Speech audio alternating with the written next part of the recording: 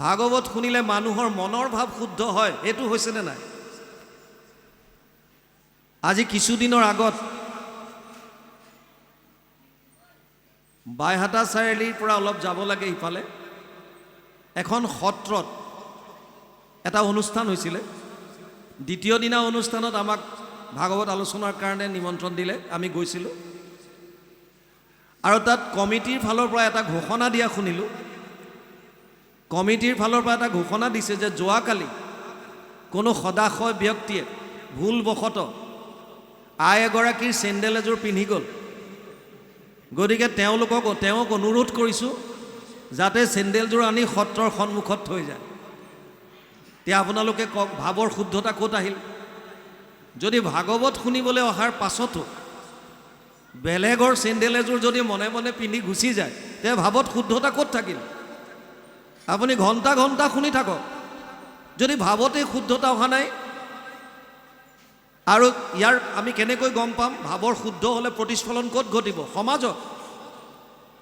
সমাজত দেখা পাব। চোৰ, ডকাইত, ধৰ্ষণ, লুণ্ঠন, ঈৰ্ষা, দ্বেষ, কাম, ক্ৰোধ এইবিলাক নাইকিয়া হ'ব যদি প্ৰকৃততে ভাগৱত শ্ৰৱণ কৰিছে।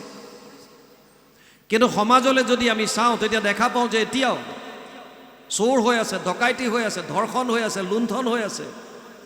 আৰু আমাৰ মনৰ মাজত ঈৰ্ষা, দ্বেষ, কাম, ক্ৰোধ এইবিলাকে বাহ পাতি আছে।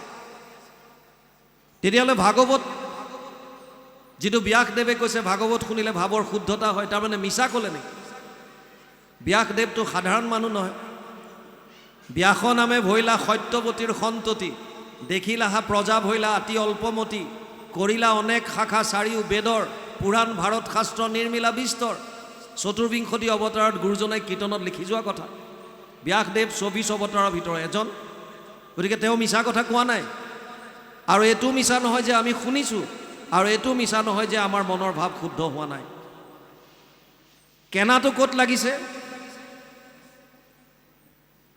প্ৰথম কাৰণ হ'ব পাৰে যেনেকৈ শুনিব লাগে আমি হয়তো তেনেকৈ শুনা নাই।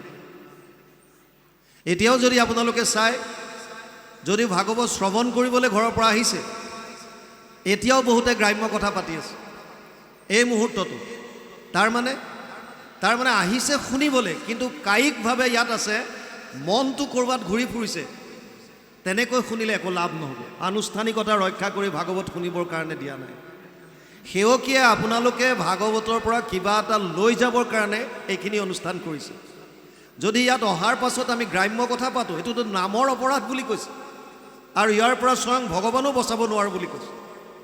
গতিকে যিকণ সময় আপোনালোকে শুনে, 2 ঘণ্টা 2.5 ঘণ্টা যি শুনে, শ্ৰদ্ধা সহকাৰে শুনক। কাৰণ ভগৱান কৃষ্ণই গীতাত কৈছে, শ্ৰদ্ধাৱান লব্ধতে জ্ঞানম তৎপৰেশং য়তেন্দ্ৰিয় জ্ঞানম লব্ধোৱা পৰম শান্তিম অচিৰেণ অধিগচ্ছতি। চতুৰ্দশ অধ্যায় 39 নম্বৰ শ্লোক, 4ৰ্থ অধ্যায় 39 নম্বৰ শ্লোক। তাত কৈছে শ্ৰদ্ধাৱানজনেহে জ্ঞান লাভ কৰিব পাৰে। শ্ৰদ্ধা লাগিব আগতে। গতিকে শ্ৰদ্ধা কেতিয়া আহিব? যেতিয়া মাহাত্ম্যটো বুজি পাব, ভাগৱতত কি আছে। ভাগৱত সমস্ত শাস্ত্ৰৰ সাৰ, সৰ্ব বেদান্ত সাৰম হি শ্ৰী ভাগৱতম ইষ্যতে য়ৈষ ৰসামৃত তৃপ্তৈষ নানৈন্যত্ৰ ৰতি ক্বচিত। 12, 13, 15, দ্বাদশ স্কন্ধ 3য় অধ্যায় 15 নম্বৰ শ্লোক ভাগৱত। অনুবাদ কৰিছে মহাপুৰুষ মাধৱদেৱে ঘোষাত 18 নম্বৰ পদজোকা। তেওঁ লিখিছে, সমস্ত বেদান্ত সাৰ মহাভাগৱত শাস্ত্ৰ, ইহাৰ অমৃত ৰস পায়, পৰম সন্তোষে পান কৰিলে যিজনে তাৰ অন্যত্ৰ ৰসত ৰতি নাই। আপুনি যদি সন্তোষ মনে শ্ৰদ্ধা সহকাৰে এবাৰ যদি ভাগৱত শ্ৰৱণ কৰে, আন শাস্ত্ৰৰ প্ৰতি মন নাযাব। আমি কোৱা নাই, ব্যাসদেৱে কৈছে, মহাপুৰুষ মাধৱদেৱে অনুবাদ কৰি ঘোষাত লিখি যোৱা কথা। শ্ৰদ্ধা আহিবৰ কাৰণে মাহাত্ম্য জানিব লাগে। ভাগৱতত আৰু কি আছে? ভাগৱত ভগৱান কৃষ্ণৰ বাংময় মূৰ্তি বুলি কৈছে, বাণী ৰূপে আছে। তেনেয়ম বাংময় মূৰ্তি প্ৰত্যক্ষ বৰ্ততে হৰি, সেৱাত শ্ৰৱণাত পথত দৰ্শনাত পাপনাশিনী। পদ্মপুৰাণ উত্তৰখণ্ড ভাগৱত মাহাত্ম্য 3য় অধ্যায় 62 নম্বৰ শ্লোক। তাত কৈছে ভাগৱত ভগৱান কৃষ্ণৰ বাংময় মূৰ্তি শব্দ আকাৰে আছে ইয়াত ভগৱান কৃষ্ণ।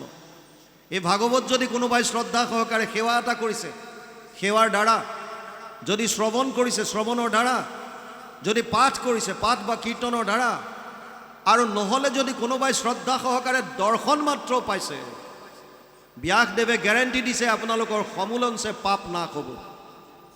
ভাগৱত এনেকুৱা এখন গ্ৰন্থ, যিখন গ্ৰন্থ যদি নিয়মিতভাৱে আপোনালোকে ঘৰত যদি আৰু অধ্যয়ন কৰে, কথা ভাগৱতস্যাপি নিত্যম ভৱতি যৎ গৃহে তৎ গৃহম তীৰ্থ ৰূপম হি বাসতম পাপনাশনম। পদ্মপুৰাণ উত্তৰখণ্ড ভাগৱত মহাত্ম 3 অধ্যায় 29 নম্বৰ শ্লোকত ব্যাসদেৱে লিখিছে, ভাগৱতৰ কথা যিখন ঘৰত সদায় হয়, কথা ভাগৱতস্যাপি নিত্যম ভৱতি যৎ গৃহে, সেই ঘৰখন তীৰ্থক্ষেত্ৰলৈ ৰূপান্তৰিত হ'ব আৰু তাত কোনো ধৰণৰ পাপ থাকিব নোৱাৰে। এতিয়া আমি ঘৰত ভাগৱত পাঠ কৰোঁনে নাই? বহু সমাজত নিয়ম আছে বোলে ভাগৱত ঘৰত ৰাখিব নাপায়। বহু ঠাইত নিয়ম বান্ধি দিলে আইসকলে ভাগৱত পাঠ কৰিব নাপায়। ভাগৱতৰ আসনত আইসকলক বহিবলৈ দিলে এইটো বোলে কিবা দিগদাৰ হ'ব। ক'ৰবাত নিয়ম আছে ল'ৰা ছোৱালীক গীতা পাঠ কৰিব নিদিয়ে, অন্ধ হ'ব। কোনোবাই কয় গীতা পাঠ কৰিলে ঘৰ দুৱাৰ এৰি থৈ সন্ন্যাস হৈ গুচি যাব। এই যে অন্ধবিশ্বাসবিলাক আমাৰ মাজত সোমোৱাই দিলে, তাৰ কাৰণে আমি শাস্ত্ৰৰ উত্তম দুখন গ্ৰন্থৰ পৰা বঞ্চিত হৈ গ'লোঁ, গীতা আৰু ভাগৱত। যি দুখন গ্ৰন্থই আমাক জীৱনৰ মাৰ্গ দেখুৱালেহেঁতেন, যি দুখন গ্ৰন্থ সময়ত অধ্যয়ন কৰা হ'লে আমি জীৱনৰ মাৰ্গ বিচাৰি পালোহেঁতেন, সেই দুখন গ্ৰন্থৰ পৰা সামাজিক কিছুমান অন্ধবিশ্বাসৰ কাৰণে আমাক আঁতৰাই থৈ দিলে, যাৰ কাৰণে আজি সৰু সৰু চহৰত 3খন 4খন 5খন 6খন 20খন পৰ্যন্ত ৰিহেব চেণ্টাৰ, নিচামুক্তি কেন্দ্ৰ খুলিবলগীয়া হৈছে। অতি পৰিতাপৰ বিষয়, নিচামুক্তি কেন্দ্ৰ খুলিবলগীয়া হৈছে। অকল যুৱকৰ কাৰণে নহয়, গুৱাহাটী হেন জেগাত যুৱতীৰ কাৰণেও নিচামুক্তি কেন্দ্ৰ খুলিছে, ছোৱালীবিলাকৰ কাৰণেও আছে। কিয়? ভাগৱত অধ্যয়ন কৰা হ'লে গম পালেহেঁতেন, প্ৰহ্লাদে কৈছিল, কৌমাৰ আচৰিত প্ৰাজ্ঞ ধৰ্মান ভাগৱতানিহ দুৰ্লভ মানুষ দেহ তত্ৰাপি ধ্ৰুৱম অৰ্থদম 761 সপ্তম স্কন্ধ 6ষ্ঠ অধ্যায় 1ম শ্লোক। দুৰ্লভ মনুষ্য জন্ম যিটো পায়া বুদ্ধিমন্ত যেবে হয়, কুমাৰ কালতে হয়া একমত ভকতি কাছৰ হয়, ভাগৱতত লিখা আছে।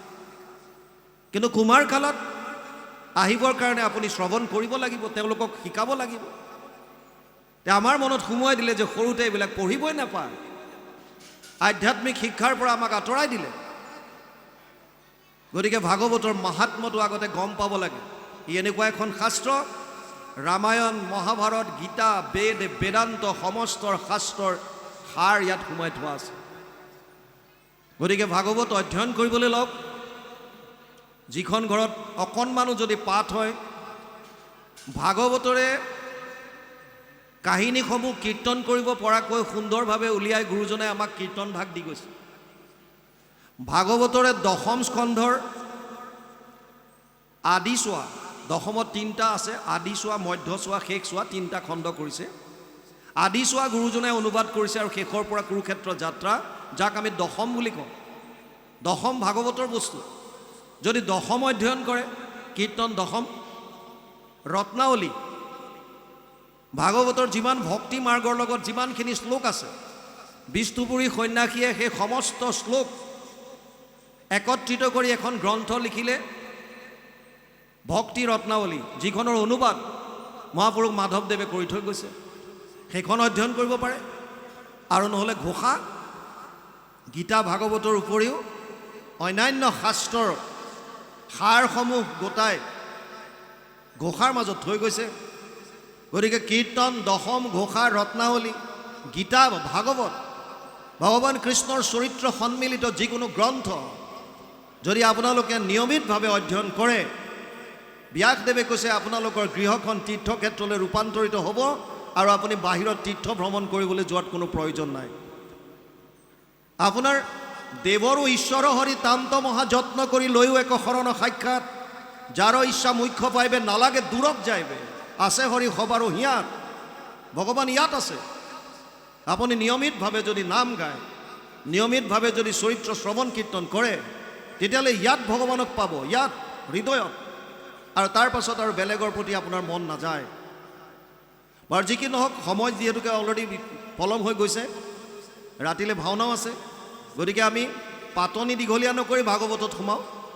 মূল ভাগৱত সংস্কৃতত আছে, 12টা স্কন্ধ, 335টা অধ্যায়, 18,000 শ্লোক, 5,96,000 শব্দ, 10টা লক্ষণ আছে ভাগৱতত। অত্ৰ স্বৰ্গ বিসৰ্গ স্থানম পোষণম উতয় মনন্তৰ এশ অনুকথা নিৰোধ মুক্তি আশ্ৰয় 2, 10, 1। দ্বিতীয় স্কন্ধ 10ম অধ্যায় 1ম শ্লোক ভাগৱত।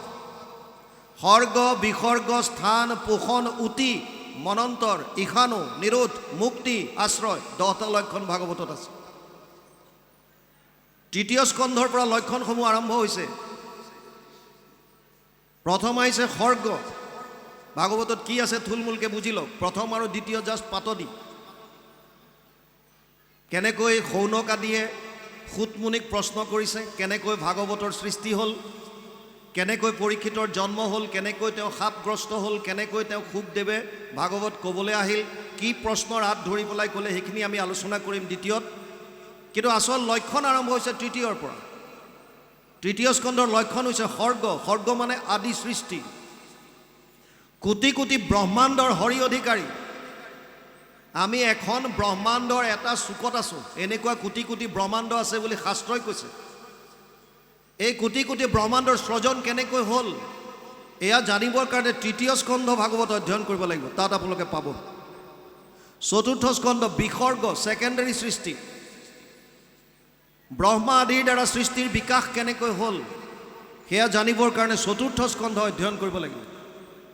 পঞ্চম স্কন্ধত আছে স্থান, ভূগোল আৰু খগোল। খগোল মানে গ্ৰহ নক্ষত্ৰৰ বিস্তৃত বিৱৰণ। ভূগোল আৰু খগোলৰ বিষয়ে যদি জানিবলৈ ইচ্ছা কৰে পঞ্চম স্কন্ধ অধ্যয়ন কৰিব লাগিব। ষষ্ঠ স্কন্ধ লক্ষণ হৈছে পোষণ। কোটি কোটি ব্ৰহ্মাণ্ডত যিমান জীৱৰাশি আছে ভগৱানে সকলোকে কেনেকৈ পোষণ কৰিছে। বিষ্ঠাৰ গৰ্তত থকা এটা কীটো জীয়াই আছে, তেওঁৰ কাৰণেও খাদ্য যোগাৰ আছে। গছ বন, গছৰ ওপৰত থকা চৰাই চিৰিকটিৰ কাৰণেও আছে, পোক পৰুৱাৰ কাৰণেও আছে। আনকি সন্তান এটা মাতৃৰ কোলা গৰ্ভত থাকোঁতে সেই সন্তানটোৱে জন্ম হৈ প্ৰথম গ্ৰহণ কৰিব পৰীয়া আহাৰ মাকৰ স্তনত আগতেই তৈয়াৰ কৰি দিয়ে। কিমান কৃপালু হ'ব লাগিব। গতিকে সেইজন ভগৱানে কেনেকৈ পোষণ কৰি আছে, বৃত্তাসুৰ বধ, চিত্ৰকেতু উপাখ্যান, অজামিল উপাখ্যান, বিভিন্ন কাহিনীৰ দ্বাৰা বৰ্ণনা কৰিছে। সপ্তম স্কন্ধৰ লক্ষণ হৈছে উতি। উতি মানে বাসনা। আমাৰ তিনি ধৰণৰ বাসনা আছে: দৈবিক বাসনা, আসুৰিক বাসনা আৰু মানৱীয় বাসনা। মহন্তৰ কৃপাত দৈবিক বাসনাৰ উদ্ভৱ হয়, সেয়া বুজাবৰ কাৰণে প্ৰহ্লাদৰ চৰিত্ৰ আনিছে। মহন্তৰ কোপত আসুৰিক বাসনাৰ উদ্ভৱ হয়। কেনেকৈ চাৰি সিদ্ধৰ কোপত বৈকুণ্ঠৰ দুৱাৰপাল জয় আৰু বিজয় সাপগ্ৰস্ত হৈ অসুৰ যোনিত আহিবলগীয়া হ'ল, এয়া সুন্দৰভাৱে বৰ্ণনা কৰিছে হিৰণ্যক্ষ আৰু হিৰণ্যকশিপুৰ কথাৰে। মানৱীয় বাসনাৰ কথা ক'বলৈ গৈ নাৰদে যুধিষ্ঠিৰক বৰ্ণাশ্ৰম ধৰ্মৰ কথা যদিও সংস্কৃত ভাগৱতত 5টা অধ্যায়ত বিস্তৃতভাৱে বিৱৰণ দিছে, অসমীয়ালৈ ইয়াৰ অনুবাদ কৰা নাই। কাৰণ ভক্তি মাৰ্গত বৰ্ণাশ্ৰম ধৰ্মৰ বিশেষ প্ৰয়োজন নাই। বৰ্ণ মানে 4টা জাতি: ব্ৰাহ্মণ ক্ষত্ৰিয় বিষাম শূদ্ৰানাম চ পৰম তপ কৰ্মাণি প্ৰবিভক্তানি স্বভাৱ প্ৰভাৱেৰ গুণেই। অষ্টাদশ অধ্যায় 41 নম্বৰ শ্লোক গীতা। অৰ্জুনক কৈছে, হে অৰ্জুন, ব্ৰাহ্মণ ক্ষত্ৰিয় বৈশ্য আৰু শূদ্ৰ 4টা জাতি মই কৰ্মৰ ওপৰত ভিত্তি কৰি সৃষ্টি কৰিলোঁ। ব্ৰাহ্মণসকলৰ কাম আছিল সম দম তপ শৌচম শান্তি আৰ্জৱম এবচ জ্ঞান বিজ্ঞান আস্তিক্যম ব্ৰহ্মকৰ্ম স্বভাৱজম। অষ্টাদশ অধ্যায় 42 নম্বৰ শ্লোক গীতা। সম মানে মনৰ ওপৰত সংযম, দম মানে ইন্দ্ৰিয়ৰ দমন, তপ মানে কায় মনো বাণীৰ সহ্য কৰিব পৰা গুণটো ঈশ্বৰ উপাসনাৰ কাৰণে তপ। শৌচম মানে পবিত্ৰতা। 2 ধৰণৰ পবিত্ৰতা আছে। শৌচাংশ দ্বিবিধম প্ৰোক্তম বাহ্যম অভ্যন্তৰম তথা মৃজলাভ্যম স্মৃতম বাহ্যম ভাৱশুদ্ধি তথান্তৰম। 2 ধৰণৰ পবিত্ৰতা আছে। এক হৈছে বাহ্যিক আৰু এক হৈছে আভ্যন্তৰীণ, ভিতৰৰ। বাহ্যিক শুদ্ধতা আগতে মাটি পানী দিয়ে হাত ধুই পেলাই চাফা কৰিছিল। এতিয়া বহুত ধৰণৰ কেমিকেল ওলাল। কিন্তু আটাইতকৈ ডাঙৰ শুদ্ধতাৰ কথা কৈছে ভাৱৰ। ভাৱত যদি শুদ্ধতা নাই, বাহ্যিকভাৱে আপুনি যিমানেই নীতি নিয়ম নকৰক কিয়, আপুনি বাহ্যিকভাৱে ধৰ্মৰ নামত ঢেৰ কিবা কিবি কৰি আছে, কিন্তু ভাৱত শুদ্ধতা নাই। কাৰোবাৰ উন্নতি দেখি আপুনি জ্বলে, কাৰোবাৰ ভাল হোৱাটো কামনা নকৰে, তেতিয়াহ'লে আপোনাৰ নীতি নিয়মবিলাকৰ পৰা বিশেষ কাম হোৱা নাই। কাৰণ ভগৱানে কৈছে মইতো সমস্ত প্ৰাণীত আছোঁ, সমস্ত ভূতত ব্যাপী আছোঁ মই হৰি, সবাকো মানিবা তুমি বিষ্ণু বুদ্ধি কৰি। এই ভাৱটোৱে যদি অহা নাই, তেতিয়াহ'লে আপোনাৰ কি পবিত্ৰতা আহিল? আৰু এখন সুন্দৰ সমাজ গঢ় দিবৰ কাৰণে এটা সুন্দৰ মনৰ প্ৰয়োজন। গতিকে মনতেই যদি শুদ্ধতা নাই, তেতিয়া লাভ নাই। ব্ৰাহ্মণসকলৰ এটা এইটো লক্ষণ আছিল যে তেওঁলোকৰ বাহ্যিক আৰু ভিতৰি শুদ্ধতা থাকিব লাগিব, যিজন ব্ৰাহ্মণ হ'ব লাগিব। শৌচম, সম দম তপ শৌচম, শান্তি, ক্ষমাভাৱ, আৰ্জৱম, সৰলতা, জ্ঞান, শাস্ত্ৰীয় নলেজ, থিয়ৰিটিকেল নলেজ, আৰু বিজ্ঞান মানে ৰিয়েলাইজেশ্যন, অনুভৱ। মই জনাখিনি নিজে ৰিয়েলাইজ কৰিব পাৰিছোঁ নাই, অনুভৱ কৰিব পাৰিছোঁ নে নাই, উপলব্ধি কৰিব পাৰিছোঁ নাই, আচৰণত আনিব পাৰিছোঁ নাই, প্ৰেক্টিকেল কৰিব পাৰিছোঁ নে নাই। আস্তিক্যম, ঈশ্বৰমুখী হোৱা, এই 9টা কোৱালিটি থাকিলেহে তেওঁক ব্ৰাহ্মণ নাম দিছিল। গতিকে ব্ৰাহ্মণৰ কি কাম বুলি ক'লে, তেওঁলোকে মূলতঃ শাস্ত্ৰীয় জ্ঞান আহৰণ কৰিব, ব্ৰহ্মজ্ঞান, আৰু বেলেগক এই জ্ঞানটো দিব। এইটো ব্ৰাহ্মণৰ মূল কাম। ক্ষত্ৰিয়ৰ কি কাম আছিল? তিনিওটা জাতিৰ ৰক্ষণাবেক্ষণ। শৌৰ্য তেজ ধৃতিৰ দক্ষ যুদ্ধে চাপি অপলায়নম, দানম ঈশ্বৰ ভাৱচ্চ ছাত্ৰ কৰ্ম স্বভাৱজম। অষ্টাদশ অধ্যায় 43 নম্বৰ শ্লোক গীতা। ক্ষত্ৰিয়সকলৰ কাম আছিল তিনিওটা জাতিৰ ৰক্ষণাবেক্ষণ। বৰ্তমান সময়ত যদি ক্ষত্ৰিয় কোন বুলি আপোনাক প্ৰশ্ন কৰে, আপুনি ডাইৰেক্ট ক'ব পাৰিব যে ডিফেন্স পাৰ্চনেল, পাৰামিলিটাৰী ফ'ৰ্চেছ, পুলিচ, প্ৰশাসন, যাৰ কাৰণে আমি সুৰক্ষিত হৈ আছোঁ, ৰাতি আৰামত শুব পাৰিছোঁ। এইসকল ক্ষত্ৰিয় ৰক্ষণাবেক্ষণ দি আছে আমাক। বৈশ্য কাক কৈছিল? কৃষি গৌৰক্ষ বাণিজ্যম বৈশ্যকৰ্ম স্বভাৱজম। অষ্টাদশ অধ্যায় 44 নম্বৰ শ্লোক গীতা। যোনে কৃষি কৰ্ম কৰিছিল, গো পালন কৰিছিল, বেপাৰ বাণিজ্য কৰিছিল, আৰু তিনিওটা জাতিক খাদ্যৰ যোগান দিছিল, সেইসকলক বৈশ্য নাম দিছিল। আৰু শূদ্ৰ কোন?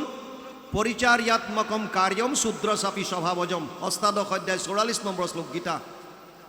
তিনিওটা জাতিক কায়িকভাৱে সহায় কৰিছিল। ইয়াত কোনো উচ্চ, কোনো নিচ নাই, ইজন সিজনৰ পৰিপূৰক। পাছত এয়া জন্মগত হৈ পেলাই উচ্চ নিচ ভেদভাৱ আহি গ'ল। সেইকাৰণে মহাপুৰুষ মাধৱদেৱে ক'লে যে নহো জানা আমি 4 জাতি, আমি সেই 4টা জাতিতে নপৰোঁ। বৰ্ণ, আশ্ৰম 4খনৰ কথা কৈছে। আশ্ৰম প্ৰথম 25 বছৰলৈকে ব্ৰহ্মচৰ্য, ব্ৰহ্মজ্ঞান লাভৰ কাৰণে কামনা বাসনাৰ পৰা আঁতৰি থাকি ঈশ্বৰ উপাসনা কৰি তেওঁ জ্ঞান আহৰণ কৰিব, আধ্যাত্মিক জ্ঞান। মই কোন, ক'ৰ পৰা আহিলোঁ, কি কৰা উচিত, ক'লে যাম, ভগৱান কি, ব্ৰহ্ম কি, পৰমাত্মা কি, আধ্যাত্মিক জ্ঞানখিনি লাভ কৰিব। আৰু তাৰ পাছত তেওঁ গাৰ্হস্থ্য ধৰ্মত প্ৰৱেশ কৰিবৰ কাৰণে উপযুক্ত হ'ব। তেতিয়া তেওঁ গাৰ্হস্থ্য ধৰ্মত প্ৰৱেশ কৰিব পাৰিব। কিন্তু গাৰ্হস্থ্য ধৰ্মত প্ৰৱেশ কৰাৰ পাছতো তেওঁ গোটেই জীৱনটো তেনেকৈ থাকিব দিয়া নাই। আশ্ৰমৰ ধৰ্মত আছে তেওঁ 25 বছৰ গাৰ্হস্থ্য ধৰ্ম পালন কৰিব পাৰিব, অতি 25 years। প্ৰথম 25 বছৰ শিক্ষা আহৰণ কৰিলে, জ্ঞান ল'লে, তাৰপিছত 25 বছৰ গাৰ্হস্থ্য ধৰ্মত প্ৰৱেশ কৰি সন্তান জন্ম দিলে। 50 বছৰত ভৰি দিয়াৰ লগে লগে তেওঁ ঘৰ দুৱাৰ বাদ দিব লাগিব, বনলৈ গমন, বানপ্ৰস্থ ষ্টাৰ্ট। কিমান দিন? 25 বছৰ। পতি পত্নী লগত থাকিব, একেলগে ঈশ্বৰ উপাসনা কৰিব বনত।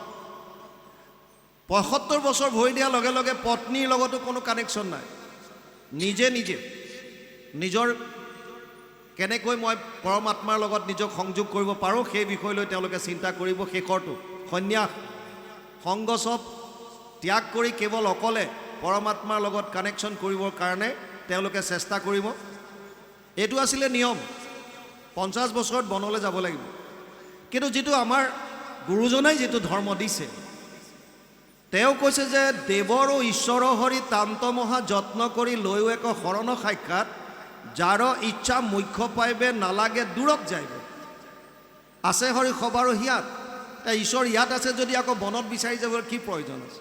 সেইকাৰণে মাধৱ পুৰুষে লিখিছে, নহো জানা আমি চাৰি জাতি, চাৰিও আশ্ৰমী নহো আতি। সেইকাৰণে ইয়ালৈ অনুবাদ কৰা নাই। আমাৰ জাতি কি? দাসৰো দাস টান দাস ভৈলো আমি একেবাৰে দাস, তুমি আমাৰ স্বামী, বছ এটাই জাতি। সেইকাৰণে এইখন সমাজ পাইছে।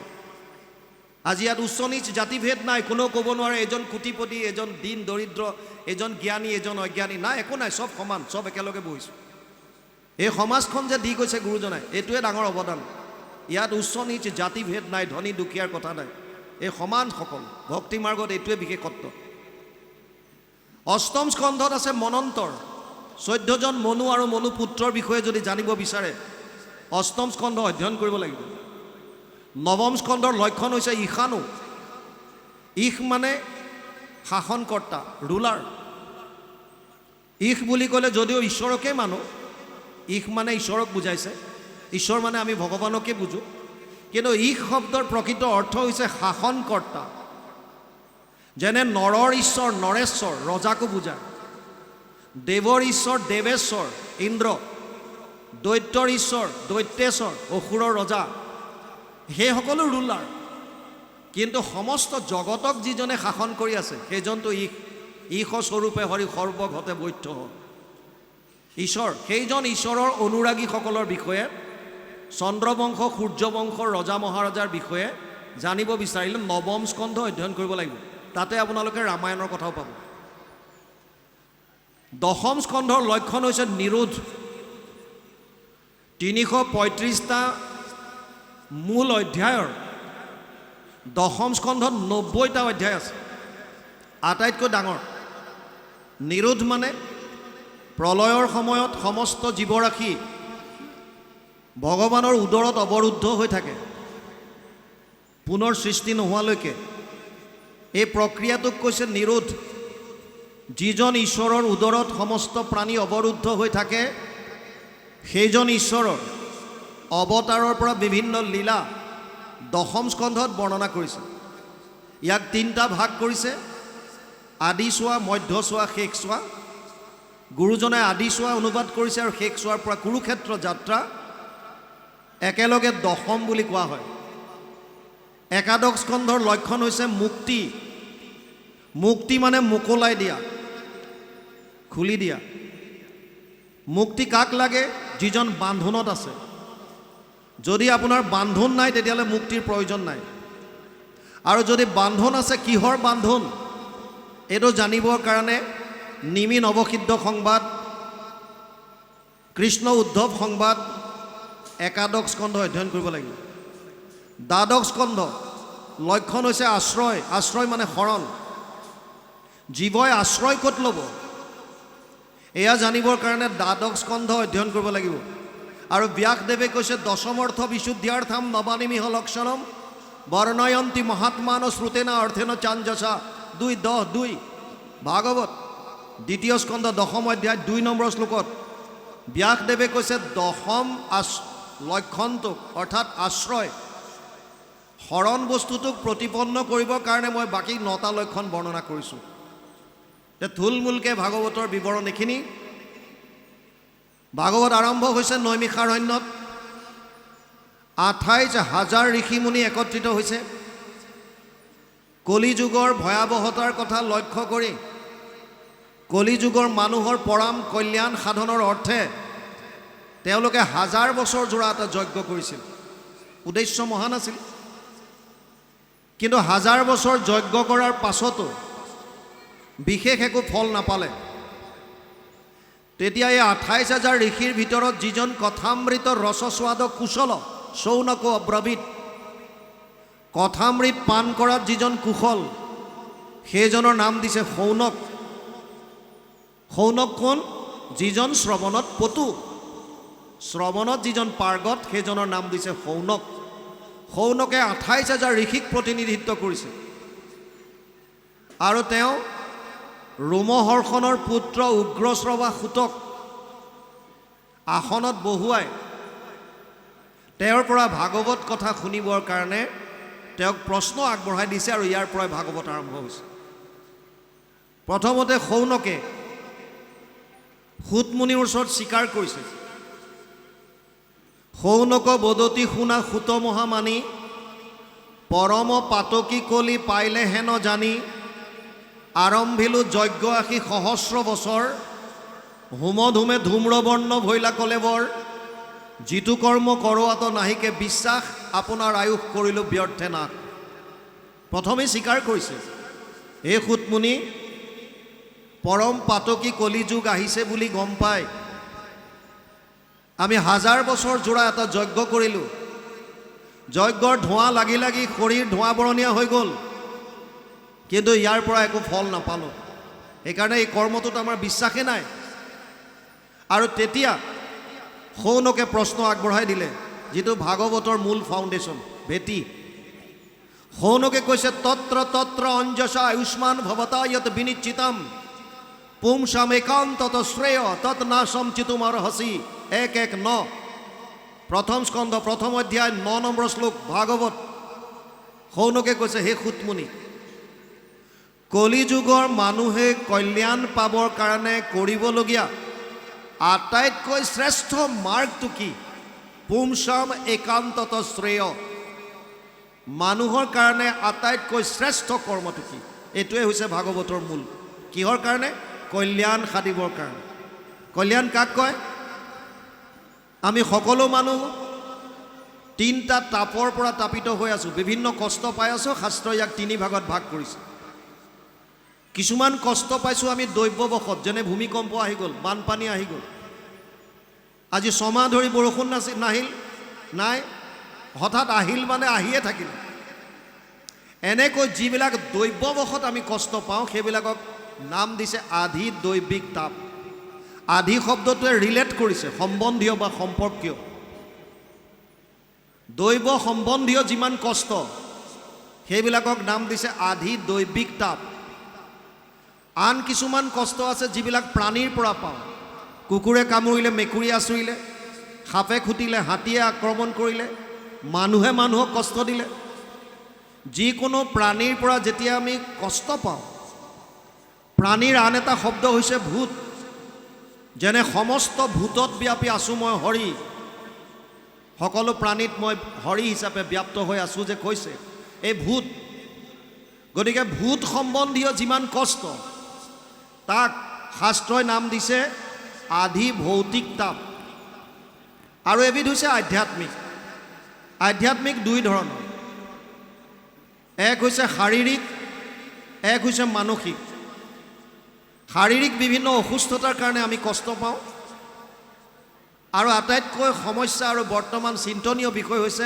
মানসিক তাপ সৰু ল'ৰা ছোৱালীৰ পৰা মৃত্যুৰ দুৱাৰদলিত থিয় হৈ থকা বৃদ্ধ অৱস্থালৈকে প্ৰায় মানুহ মানসিক চাপত ভুগি আছে কিছুমানে ব্যক্ত কৰে কিছুমানে নকৰে কিছুমানৰ কাৰণ ব্যক্তিগত কিছুমান পৰিয়াল কেন্দ্ৰিক কিছুমান হৈছে সামাজিক ব্যৱস্থাৰ কাৰণে কিছুমান হৈছে দেশৰ নীতি নিয়মৰ কাৰণে কাৰণ যিয়ে নহওক কিয় প্ৰায় মানুহ মানসিক চাপত ভুগি আছে আৰু এই দুইটা একেলগে শাৰীৰিক আৰু মানসিক তাপ দুইটাক একেলগে মিলাই নাম দিছে আধ্যাত্মিক তাপ এই তিনিওটা তাপৰ পৰা পৰিত্ৰাণ পাব লাগে এক নম্বৰ কথা দ্বিতীয় হৈছে আমি কোনো দুখ নিবিচাৰোঁ গতিকে দুখৰ পৰা পৰিত্ৰাণ পাব লাগে দুখৰ নিবৃত্তি হ'ব লাগে তৃতীয় হৈছে আমাক সকলোকে আনন্দ লাগে গতিকে আনন্দৰ প্ৰাপ্তি হ'ব লাগে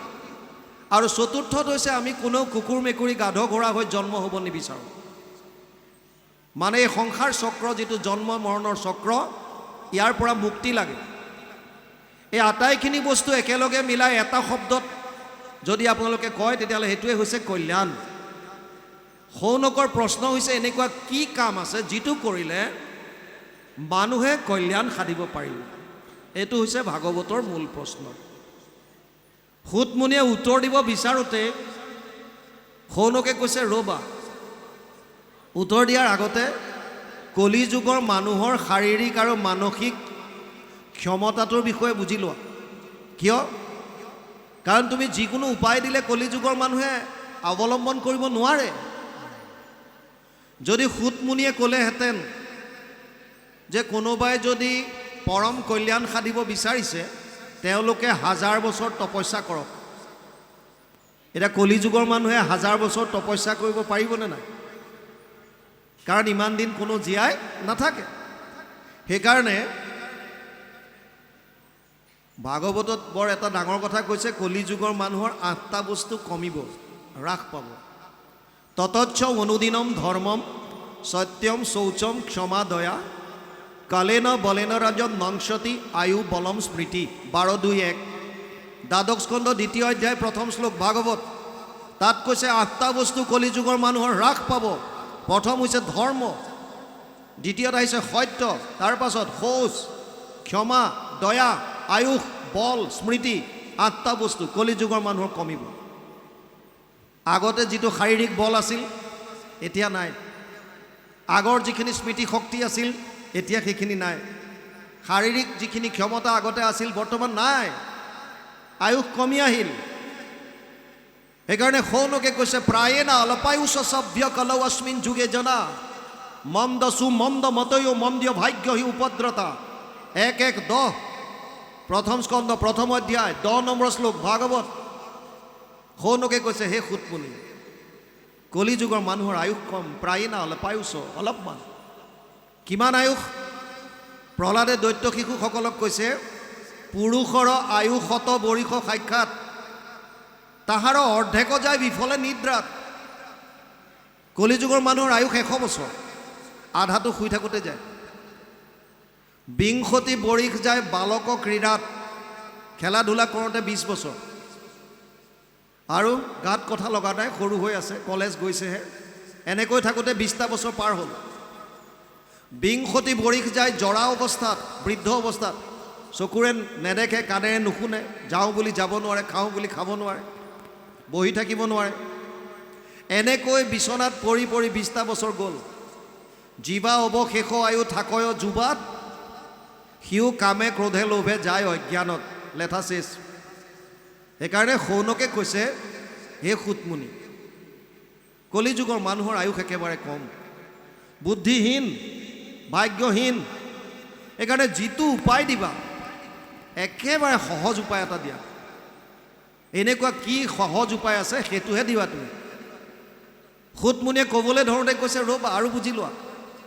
এই কথাখিনি আগতে বুজি ল'লে আপোনালোকে আচল ৰহস্যটো পাব ভাগৱতৰ। সেইকাৰণে মই পাতনিটো কৈ আছোঁ এইখিনি, ভাগৱতৰ 1ম স্কন্ধৰ কথাখিনি।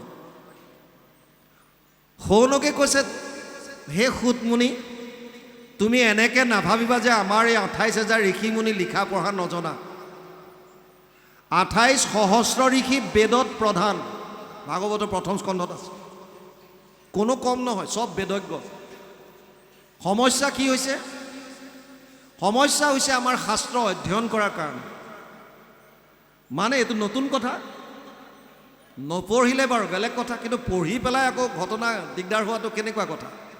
তাই কৈছে সমস্যাটো পঢ়াৰ কাৰণে হৈছে। শাস্ত্ৰ অধ্যয়ন কৰি পেলাই আমি বিপদত পৰিছোঁ। কিয়? কাৰণ ভুৰি নিভুৰি কৰ্মানি শ্ৰুতব্যানি বিভাগছ। শাস্ত্ৰ বহুত আছে আৰু কোনোখনৰ লগত কোনোখনৰ মিল নাই। সমস্যাটো তাত। সেইকাৰণে কোনো মানুহক নিন্দা কৰিব নাপায়।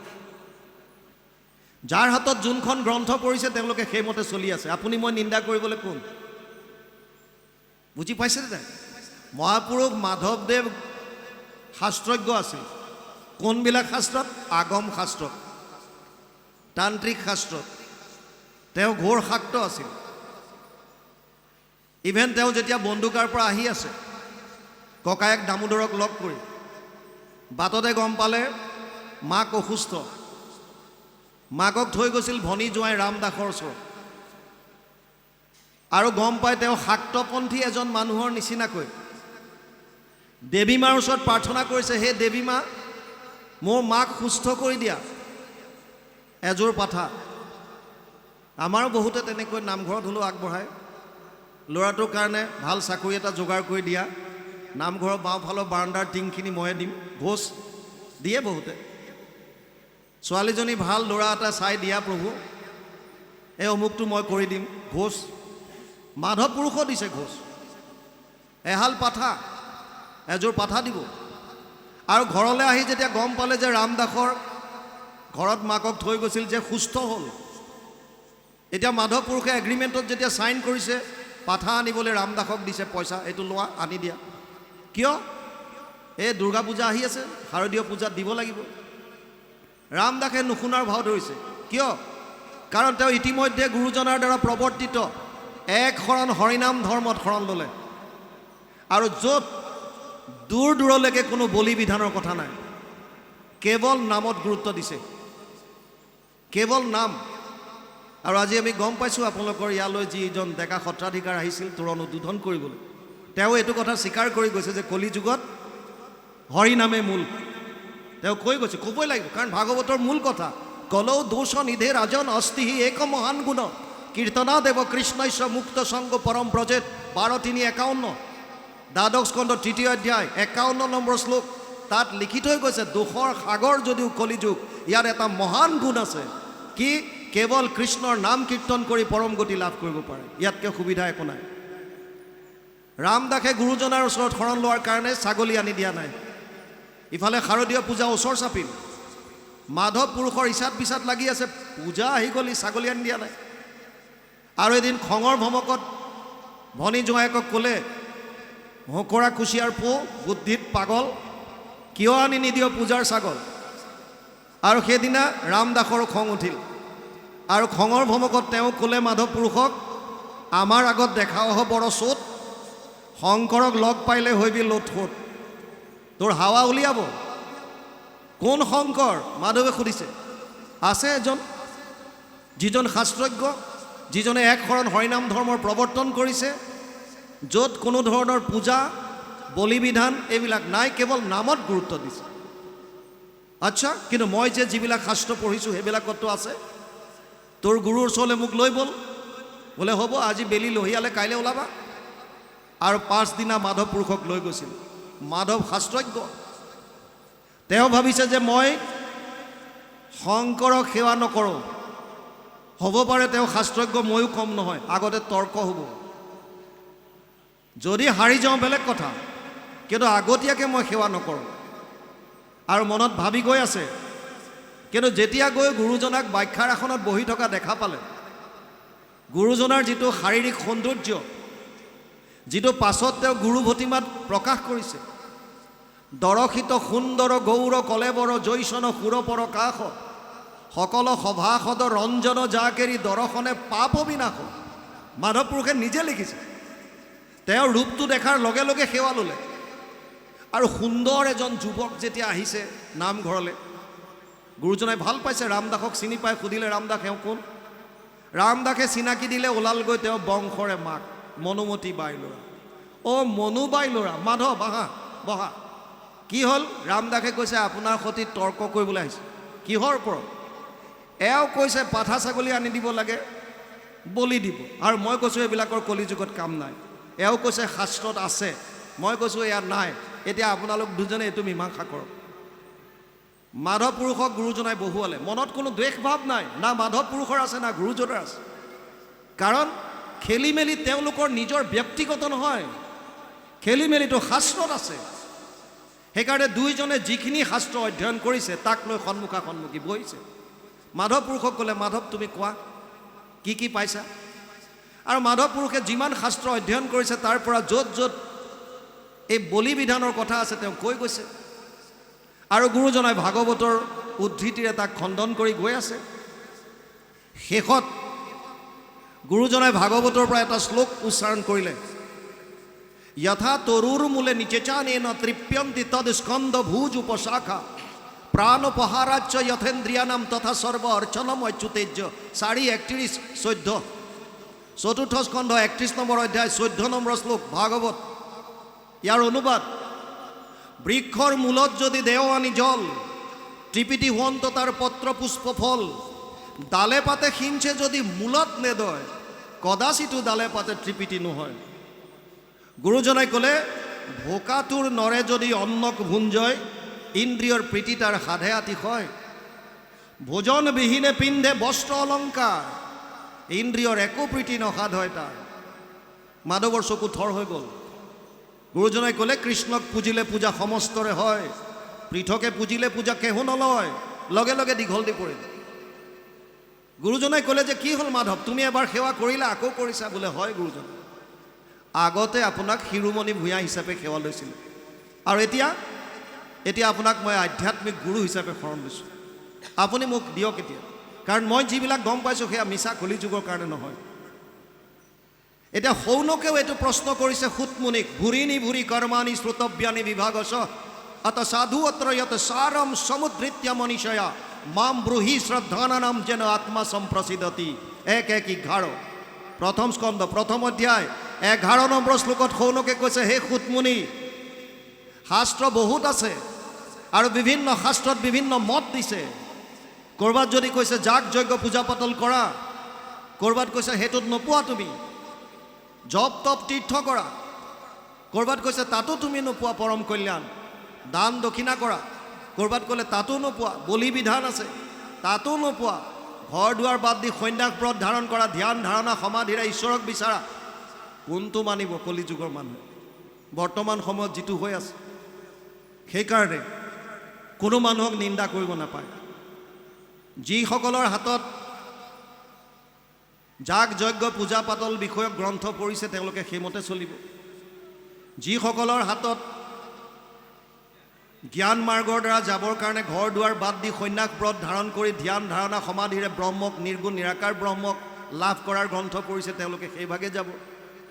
যিবিলাকৰ হাতত জপ তপ তীৰ্থৰ বিষয়ে থকা কিবা উপদেশমূলক গ্ৰন্থ পঢ়িছে তেওঁলোক সেইমতে যাব। যেতিয়ালৈকে শাস্ত্ৰৰ উত্তম গীতা আৰু ভাগৱত মানুহৰ হাতত নপৰিব তেতিয়ালৈকে জীৱনৰ মাৰ্গ বিচাৰি নাপাব। কাৰণ সৌনকে এইটো আজিৰ পৰা 5,500 বছৰ আগতেই সুতমুনিক প্ৰশ্ন কৰি থৈছে যে বিভিন্ন শাস্ত্ৰত বিভিন্ন মত দিছে, কিন্তু সমস্ত শাস্ত্ৰৰ সাৰ মৰ্মটো কি এইটো তুমি আমাক কোৱা। আৰু সেইটোৱে ভাগৱতৰ মূল ভেটি।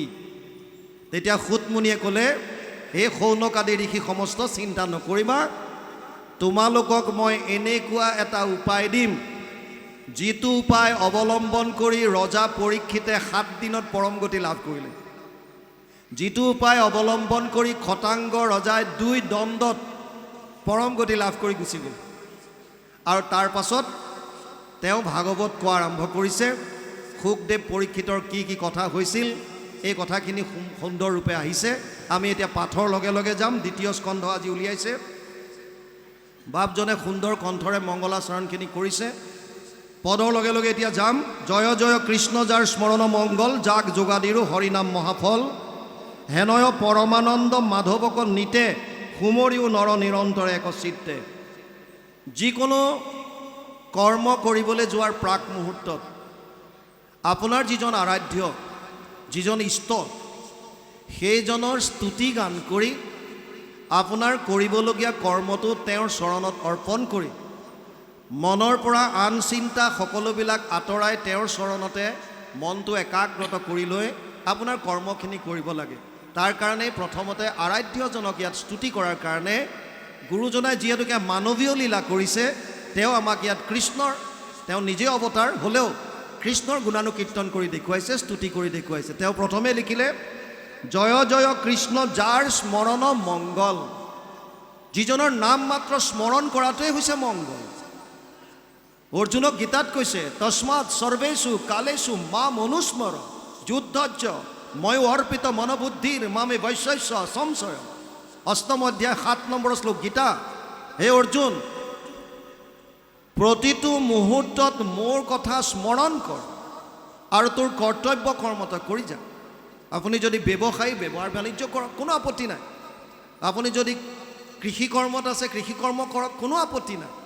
আপুনি যদি চাকৰি বাকৰি কৰিছে, চাকৰি কৰক, কোনো আপত্তি নাই। আপুনি যদি গৃহিণী ঘৰৰ কাম কৰিছে, কৰক, কোনো আপত্তি নাই। কেৱল কৃষ্ণক স্মৰণ কৰিবলৈ দিছে, তেওঁৰ লীলাসমূহ স্মৰণ কৰিব দিছে। ইয়াতকৈ সুবিধা কি দিব? ভগৱানে কৈছে কেৱল মোৰ নাম স্মৰণত ৰাখা আৰু তুমি তোমাৰ কৰ্তব্য কৰ্মখিনি কৰি যোৱা শাস্ত্ৰসন্মত।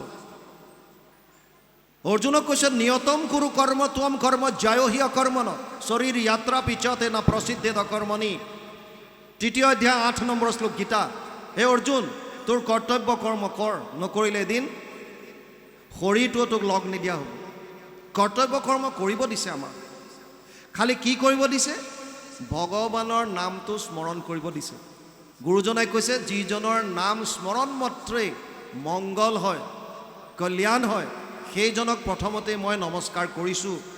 জাগ যোগাদিৰো হৰিনাম মহাফল। যিমানবিলাক 3টা মাৰ্গৰ বাকীবিলাক আছে, জাগ, যজ্ঞ, পূজা, পাতল, যত যিমান আছে সকলোৰে যিটো মহাফল, এইটো হৈছে কেৱল হৰিনাম কলিযুগত। কিয়? আমাৰ শাৰীৰিক আৰু মানসিক অৱস্থাৰ প্ৰতি লক্ষ্য ৰাখি আটাইতকৈ সুলভ আৰু সুগম মাৰ্গ যদি কিবা আছে তেতিয়াহ'লে কৃষ্ণৰ নাম কীৰ্তন, শ্ৰৱণ কীৰ্তন। সেইকাৰণে ইয়াত দিছে হেনয় পৰমানন্দ মাধৱক নিতে সুমৰিও নৰ নিৰন্তৰ এক চিত্তে। সুতমুনিক যেতিয়া প্ৰশ্ন কৰিছিল যে কি সাৰ মৰ্মটো কোৱা, সমস্ত শাস্ত্ৰৰ সাৰ মৰ্ম কলিযুগত কি কৰিব, তেওঁ এটা শ্লোকতে উত্তৰ দিছে সবেই পুংসাম পৰো ধৰ্ম যত ভক্তিৰ অধোক সজে অহেতুকী অপ্ৰতিহত যেন আত্মা সম্প্ৰসিদ্ধতি। 1-2-6 প্ৰথম স্কন্ধ 2য় অধ্যায় 6 নম্বৰ শ্লোকত সুতমুনিয়ে কৈছে হে শৌনক আদি ঋষি সমস্ত, কলিযুগৰ পৰম ধৰ্ম এটাই, সেইটো হৈছে কৃষ্ণত একান্ত ভক্তি। কেনেকৈ কৰিব? 1 নম্বৰ চৰ্ত দিছে অহেতুকী, মানে হেতু থাকিব নালাগে, নিষ্কামভাৱে। আৰু দ্বিতীয়টো নিৰন্তৰভাৱে, ইয়াত কৈছে নিতে। হেনয় পৰমানন্দ মাধৱক নিতে, নিতে মানে সদায়, নিৰন্তৰভাৱে, কণ্টিনিউ, মাজত গেপ নোহোৱাকৈ। সুমৰিও নৰ নিৰন্তৰে এক চিত্তে, এক মনে।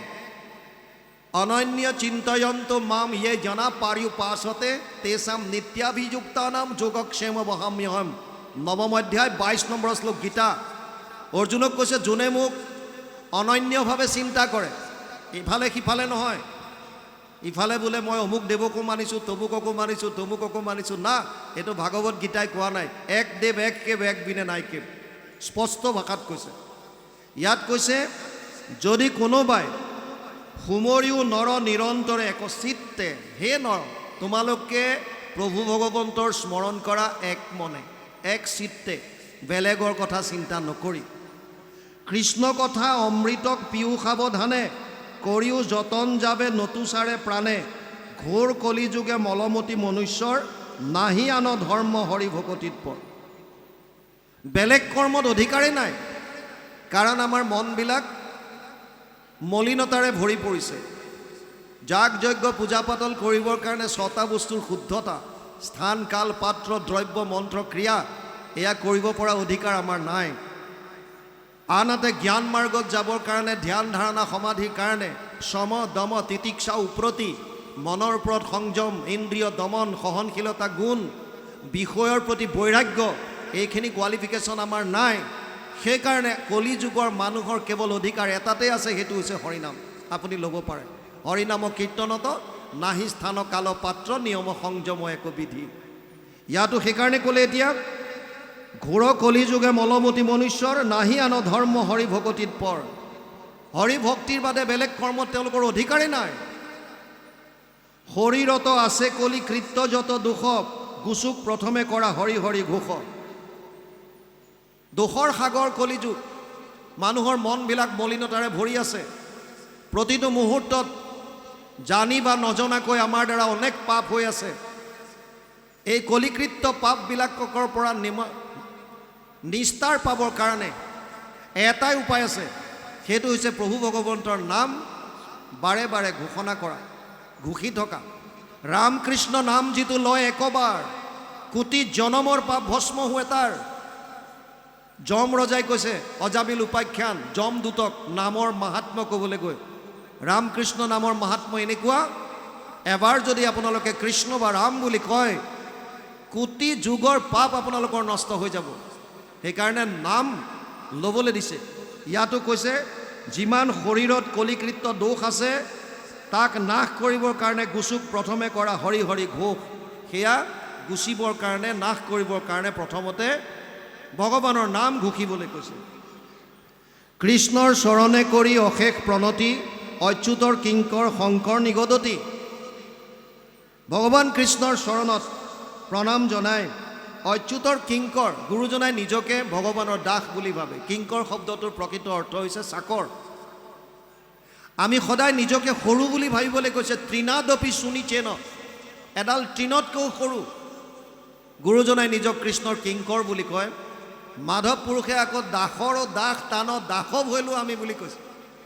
ভগৱান কৃষ্ণৰ দাস দাসৰ দাস টান দাসৱ হৈলো আমি, কিমান তলৰ কৈছে। এনেও আপোনালোকে যদি ধাননি পথাৰলৈ চায়, যিবিলাক ধানৰ ঠোকবিলাক দীঘল হয় সেইবিলাক চিধা হৈ নাথাকে। কেনেকৈ থাকে? হাউলি থাকে। যেতিয়া ফল বেছি হ'ব তেতিয়া ধানৰ ঠোকটো হাউলি যাব, আৰু যিবিলাকত ফলটো নাই লিথিং থিং সেইবিলাক চিধা হৈ থাকিব। সেইকাৰণে যিসকল জ্ঞানী গুণী তেওঁলোকে নিজকে সদায় এডাল তৃণতকৈও নিজক সৰু বুলি ভাবে। গুৰুজনাই কৃষ্ণৰ কিংকৰ বুলি কৈছে ইয়াত। আৰু তেওঁ কৈছে অচ্যুতৰ কিংকৰ শংকৰ নিগদতি। কি ক'লে? দ্বিতীয় স্কন্ধৰ কথা শুনিও উৎসুকে, নৃপতিৰ প্ৰশ্ন পাছে শুনি মুনি সুকে, কৃষ্ণপদ পংকজক হৃদয়ত ধৰি, দিলন্ত সিদ্ধান্ত তাংক সাধুৰবাদ কৰি। দ্বিতীয় স্কন্ধৰ কথা শুনি উৎসুকে। আৰম্ভ কৰিছোঁ দ্বিতীয় স্কন্ধত। কি আছে ইয়াত? নৃপতিৰ প্ৰশ্ন পাছে শুনি মুনি সুকে।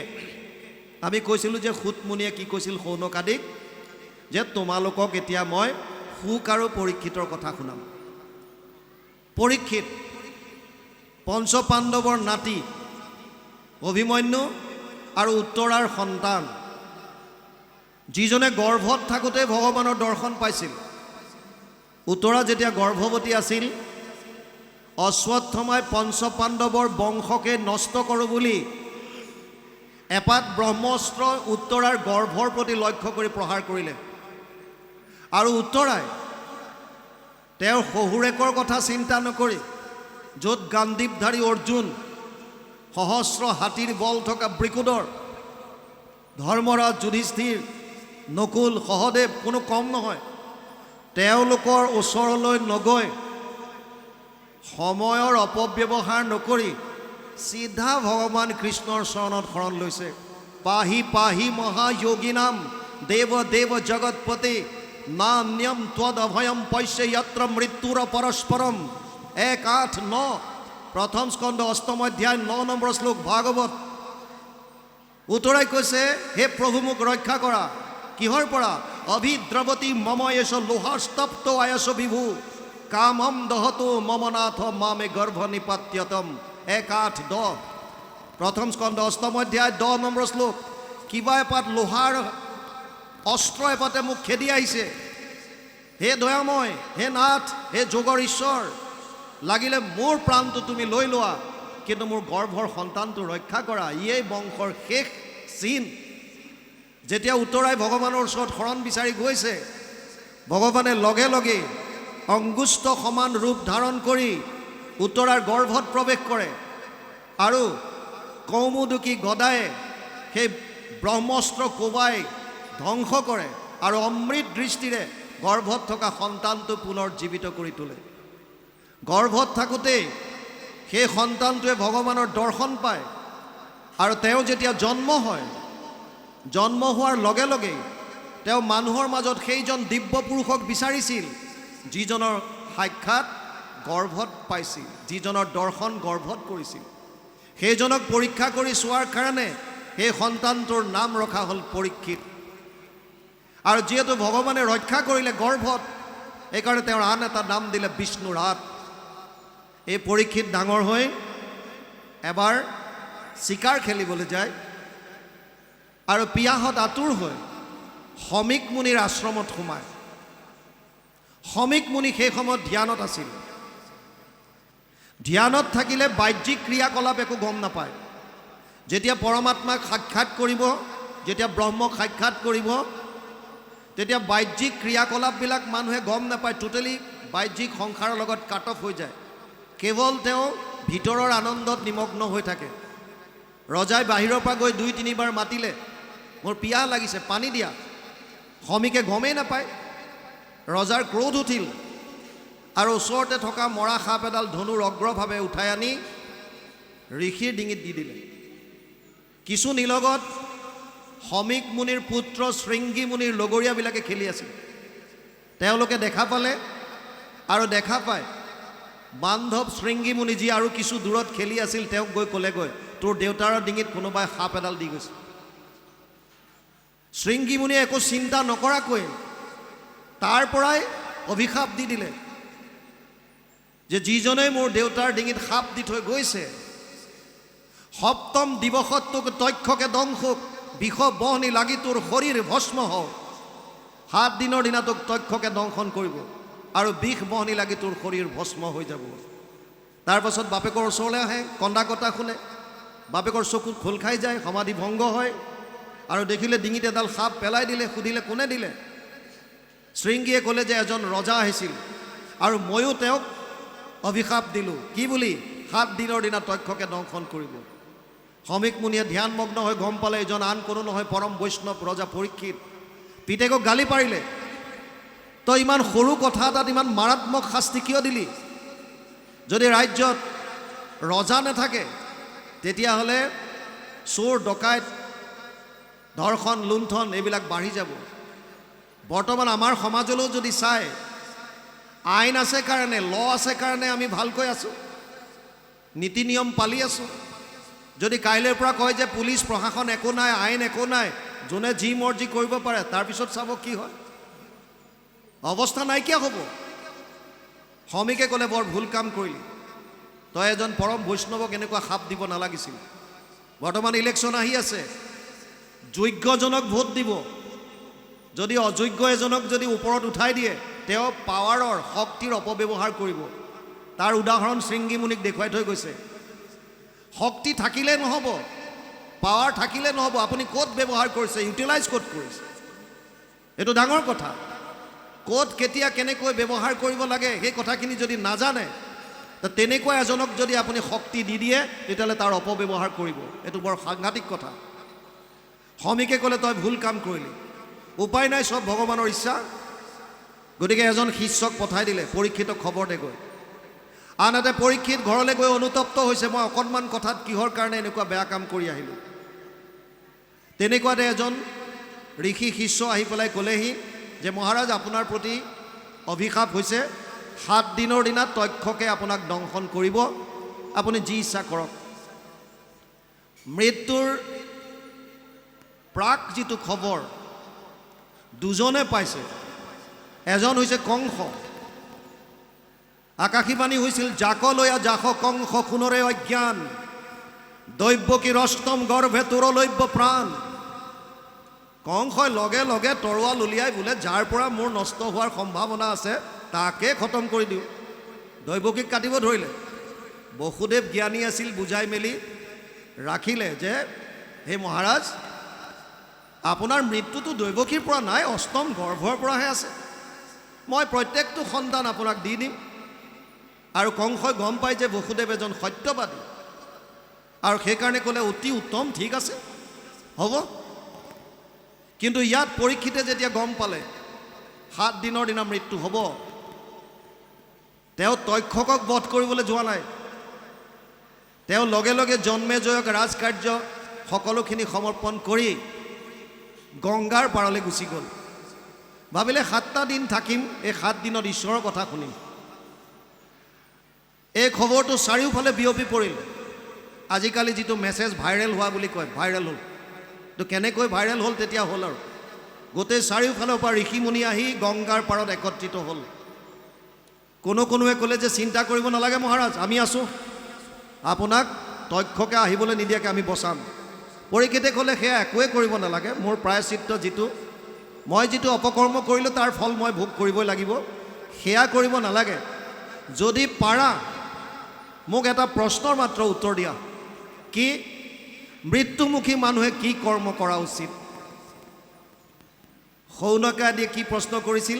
একেই প্ৰশ্ন, কলি যুগৰ মানুহে কি কাম কৰা উচিত পৰম কল্যাণ সাধিবৰ কাৰণে।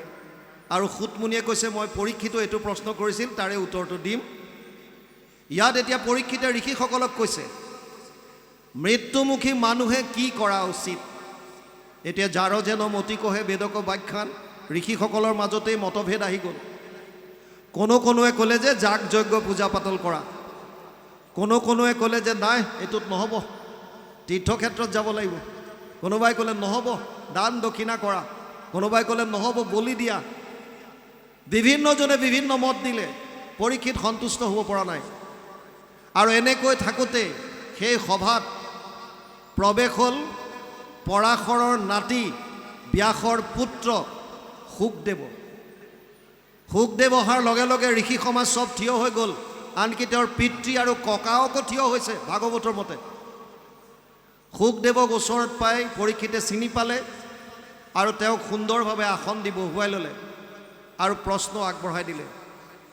অথ পৃষ্ণামি সংসিদ্ধিম যোগিনাম পৰমম গুৰু পুৰুষস্য য়ৎ কাৰ্যম ম্ৰিয়মাণস্য সৰ্বদা यद श्रोतव्यम यद जप्यम यद कृतिव्यम नृभि प्रभु स्मर्तव्यम भजनीयम वा बुहि जदवा विपर्जयम 1:19-37 1:19-38 प्रथम स्कंध 49 अध्याय 37 और 38 नम्बर दुटा श्लोकत परीक्षिते प्रश्न আগবঢ়াই দিছিল কি मरण समये तुमार चरणे पुसुहु गुरु साम्प्रत म्रियमान नरे सदाये की कर्म करिबे इतु लोकत। मृत्युर समय तुमार चरणत मैं एटा कथा सुधो कि मृत्युमुखी मानुहे এই लोकत सदाय की काम करातो उचित। काहाको शुनिबे काहाको जपिबे काहाको स्मरिबे नरे भजनर योग्य कोनो देवता कहिउ मत सत्तरे कार कथा शुनिब कार स्मरण करिब कार श्रवण करिब काक भजन करिब श्रवण कीर्तन करिबार योग्य नुहि जत जत कथा तुमी हे परम गुरु मुनिबर आमातो কৈশৰ बथा श्रवण कीर्तन करिब नलगिया जदि किबा कथा आछे সেইখিনিও हे गुरु मुनिबर तुमी মোক এই সময়ত এই কথাখিনি কোৱা। আপোনালোকে যদি ভাবে যে পৰীক্ষিত খাপ দিছিল 7 দিনৰ দিনা মৃত্যু হ'ব গতিকে তেওঁতো ম্ৰিয়মান হয় বা মৃত্যুমুখী হয়, কিন্তু আমিবিলাককতো খাপ দিয়া নাই, আমি জানি কি কৰিম? এইটো পৰীক্ষিত খাপ দিছিলে তেওঁ শুনিলে, আমাকতো কোনো খাপ দিয়া নাই, আমিতো মৃত্যুমুখী নহয়। হয় জাতস্য হি ধ্ৰুৱ মৃত্যু ধ্ৰুৱ জন্ম মৃতস্য চ দ্বিতীয় অধ্যায় 27 নম্বৰ শ্লোক গীতা। হে অৰ্জুন জন্ম ল'লে মৃত্যু নিশ্চিত আৰু মৃত্যু হ'লে পুনৰ জন্ম নিশ্চিত। জন্ম লোৱাৰ লগে লগে মৃত্যু নিশ্চিত হৈ যায়। আমি প্ৰতিটো ছেকেণ্ডত প্ৰতিটো মুহূৰ্তত মৃত্যুৰ ফালেহে আগবাঢ়ি গৈ আছোঁ, গতিকে আমি সকলো মৃত্যুমুখী। আৰু ইণ্টাৰেষ্টিং কথা আমাৰো 7 দিনৰ ভিতৰতে মৃত্যু হয়, বাৰ 7টাই ৰাখিছে সেইকাৰণে সোম মংগল বুধ বৃহস্পতি শুকুৰ শনি আৰু ৰবি 7 দিনৰ ভিতৰতে মানুহৰ মৃত্যু হয়, যিকোনো এটা বাৰত হ'ব পাৰে। গতিকে আমাৰ কাৰণে ইয়াত এতিয়া কৈছে নিপতিৰ প্ৰশ্ন পাছে শুনি মুনি শুকে। এই প্ৰশ্নকেইটা মূল কি? মৃত্যুমুখী মানুহে কি কৰিম, কাক শ্ৰৱণ কৰিম, কাৰ কীৰ্তন কৰিম, কাক স্মৰণ কৰিম, ভক্তি কাক কৰিম, শ্ৰৱণ কীৰ্তন কৰিব নলগীয়া যদি কিবা কথা আছে এই কথাখিনি মোক কোৱা। মূল ভাগৱতৰ ভেটি প্ৰশ্ন। এতিয়া ইয়াত কৈছে কৃষ্ণ পদ পংকজক হৃদয়ত ধৰি দিলন্ত সিদ্ধান্ত তাক সাধুৰবাদ কৰি প্ৰভু ভগৱন্তৰ চৰণ কমল হৃদয়ত ধাৰণ কৰি লৈ পৰীক্ষিতক সাধুৰবাদ কৰিছে। তুমি যিটো প্ৰশ্ন কৰিছা ধন্য নৰপতিমতী উত্তম তোমাৰ পুচিলাহা যিটো কথা সংসাৰতে সাৰ, তুমি যিটো প্ৰশ্ন কৰিছা ই অতি উত্তম সংসাৰৰ সাৰ বস্তু, যে আমি মনুষ্য শৰীৰ লাভ কৰাৰ পাছত কি কৰ্ম কৰা উচিত। কাৰণ এইটো শৰীৰ পাবৰ কাৰণে 84 লাখ জুনি ভ্ৰমণ কৰিবলগীয়া হৈছে। 20 লাখ সব ঠাৱৰ জানো, 9 লাখ জলচৰ সব মানো, 11 লাখ কুৰুম কবি গাवे पक्षीगम 10 लाख बतावे, 30 लाख पशु जानो हो भाई, 4 लाख बंदर दुखदाई, जब ये 84 लाख कट जावे तब कहूँ मानुष तन पावे। 20 लाख गছ গছনিৰ প্ৰজাতি এটা জীৱই মানুহৰ শৰীৰ পোৱাৰ প্ৰাক মুহূৰ্তত 20 লক্ষ প্ৰজাতি গছ গছনি হৈ ভ্ৰমণ কৰিব লাগে। 9 লাখ জলচৰ প্ৰাণী প্ৰজাতি, 29 11 লাখ কাছৰ দৰে সৰীসৃপ জাতীয় প্ৰাণীৰ প্ৰজাতি, 29 11 40 চৰাই চিৰিকটিৰ প্ৰজাতি আছে 10 লাখ, 40 10 50, বিভিন্ন জন্তুৰ প্ৰজাতি 30 লাখ 80, 4 লাখ বান্দৰৰ প্ৰজাতি 84 লাখ জুনি ভ্ৰমণ কৰাৰ পাছত 100 কোটি জন্মান্তৰে হৈ মহাভাগ নৰ শৰীৰক জীৱে তেবে পাৱে লাগ। 100 কোটি জন্মান্তৰে হৈ মহাভাগ, বহুত কোটি জন্মৰ মূৰত ভাগ্যৰ মূৰত আমি এইটো শৰীৰ পাইছোঁ। গতিকে ইমান এটা দুৰ্লভ কৰি পোৱাৰ পাছত আমি কি কাম কৰা উচিত, কি কৰা উচিত? যদি কেৱল আমি আহাৰ নিদ্ৰা ভয় মৈথুনাম চ সমানমিতত পশুভিৰ নৰনম, কেৱল যদি 4টা কাম কৰি আমাৰ জীৱন যদি নিৰ্বাহ কৰি আছোঁ, আহাৰ ভোজন, নিদ্ৰা আৰাম টোপনি, ভয় মৃত্যুৰ আৰু মৈথুন সংসাৰ বৃদ্ধি, এই 4টা কাম যদি কেৱল কৰি আমি জীয়াই আছোঁ, তেতিয়াহ'লে আমাৰ আৰু পশুৰ মাজত একো পাৰ্থক্য নাই বুলি শাস্ত্ৰত কৈছে। কিয়? পশু পক্ষীও আহাৰ ভোজন কৰে, তেওঁলোকৰো আৰাম কৰে, তেওঁলোকৰো মৃত্যুৰ ভয় আছে আৰু সন্তান জন্ম তেওঁলোকো দিছে। শ্ৰেষ্ঠ মনুষ্য হিচাপে আমাৰ কি কাম? এই প্ৰশ্নটোৰ এই প্ৰশ্নটোৰ উত্তৰ দিবৰ কাৰণে এতিয়া তেওঁ কৃষ্ণ পদ পংকজক হৃদয়ত ধৰি দিলন্ত সিদ্ধান্ত তাংক সাধুৰবাদ কৰি পৰীক্ষিতক সাধুৰবাদ দিছে। আৰু তাৰ পাছত কৈছে, ধন্য নৰপতিমতী উত্তম তোমাৰ পুচিলাহা যিটো কথা সংসাৰতে সাৰ, কি কথা? মুখ্যৰ সাধনীটো জগতৰে হিত। যিটো প্ৰশ্ন তুমি কৰিছা এইটোৱে হৈছে মুক্তিৰ পৰম সাধন। মুখ্য প্ৰাপ্তিৰ পৰম সাধন যদি কিবা আছে, উপায় যদি কিবা আছে, সেই বস্তুটোৱে তুমি কৰা প্ৰশ্নটো। মুখ্যৰ সাধনীটো জগতৰে হিত, সমস্ত জগতৰ কাৰণে কল্যাণকাৰক। লভিলে মুকুতি যিটো তাহাৰো বাঞ্ছিত, যিসকলে ইতিমধ্যে মুক্তি লাভ কৰিছে সেইসকলৰো কাম্য যিটো উপায় বা যিটো প্ৰশ্ন তুমি কৰিছা তাৰ যিটো উত্তৰ মই দিম এতিয়া। এই উপায়টো বা সাধনটো যিসকলে মুক্তি পাব বিচাৰে তেওঁলোকৰ লাগে, আৰু যিসকলে ইতিমধ্যে মুক্তি পালে তেওঁলোকৰো বাঞ্ছিত। ইয়াৰ পাছত এতিয়া আৰম্ভ কৰিব সেই আচল বস্তুটো কি।